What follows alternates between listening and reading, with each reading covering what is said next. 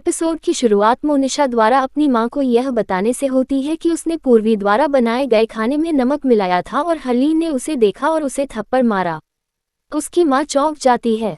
वह पूछती है कि क्या हरलीन ने उसे थप्पड़ मारा। मोनिशा सहमत होती है और कहती है कि आरवी के घर में चीजें बदल रही हैं। उसकी मां कहती है कि हरलीन ने तुम्हारी हरकतों के बारे में किसी को नहीं बताया, इसलिए उसे गलत मत समझो। वह उसे वह उपहार दिखाती है जो वह उसके और आरवी के लिए लाई थी। मोनिशा कहती है कि वह इसे बाद में देखेगी और अपने कमरे में आराम करने चली जाती है। मोनिशा आरवी के घर जाती है। वह देखती है कि आरवी और उसका परिवार गुस्से से उसे घूर रहे हैं। मोनिशा उनसे पूछती है कि क्या हुआ। परिवार के सदस्य मोनिशा से उसके गलत कामों के लिए सवाल करते हैं। आरवी मोनिशा को बताती है कि बद्री पकड़ा गया और उसने उन्हें बताया कि सांप के हमले के लिए वही जिम्मेदार है। परिवार के सदस्य मोनिशा से पूछते हैं कि वह उनकी पीठ पीछे छुरा क्यों घूम रही है। पूर्वी मोनिशा से भिड़ जाती है। मोनिशा अपनी जिंदगी की सारी परेशानियों के लिए पूर्वी को दोषी ठहराती है। वह पूर्वी को आरवी के घर से चले जाने के लिए कहती है। आरवी कहता है कि पूर्वी नहीं जाएगी, लेकिन तुम इस घर और परिवार से चली जाओगी। वह उसका हाथ पकड़ता है और उसे बाहर फेंक देता है। मोनिशा जाग जाती है और रोते हुए कहती है कि आरवी ने उसकी जगह पूर्वी को दे दी और उसे घर से निकाल दिया। मोनिशा की मां मोनिशा के पास आती है और उसे बताती है कि यह सिर्फ एक सपना है। मोनिशा कहती है कि अगर वह पूर्वी को अपने रास्ते से न हटाए तो यह हकीकत बन सकता है। वह अपनी मां से कहती है कि वह पूर्वी के हाथों हार रही है। उसकी मां उसे बताती है कि वह पूर्वी के खिलाफ जिस तरह से चल रही है वह गलत है।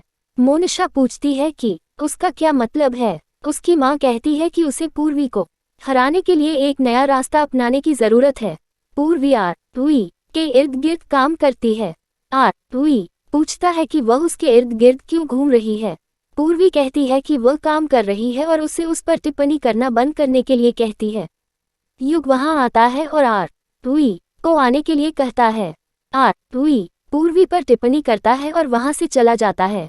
मोनिशा एक गलतफहमी के कारण शूटिंग में बाधा डालती है और बाद में अपनी गलती का एहसास करती है और उनसे माफी मांगती है। हरलीन हरमन से कहती है कि उन्हें एक जगराता में भाग लेने की जरूरत है और उसे शाम को जल्द ही घर आने के लिए कहती है। हरमन एक बहस के बाद सहमत हो जाता है।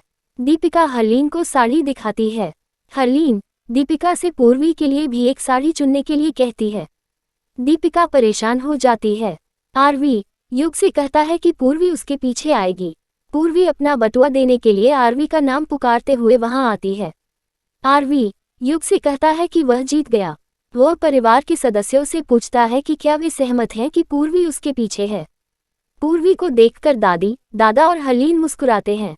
आरवी अपने ऑफिस के लिए निकल जाता है। आरवी देखता है कि बादाम उसके ऊपर गिर रहा है। वह ऊपर देखता है और देखता है कि पूर्वी उस पर बादाम फेंक रही है। आरवी पूर्वी को चिढ़ाते हुए कहता है कि वह जानता है कि वह उसका ध्यान चाहती है।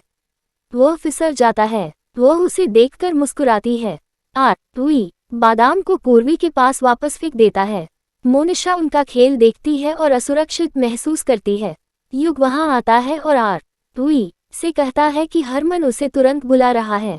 युग और आरवी अंदर जाते हैं। वे समाचार में देखते हैं कि आरवी के बिजनेस पार्टनर ने किसी के साथ छेड़छाड़ की है।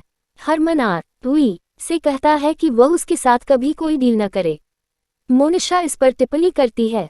आरवी सोचता है कि कैसे खुशी ने अतीत में उस पर गलत आरोप लगाया था और पूर्वी को देखता है।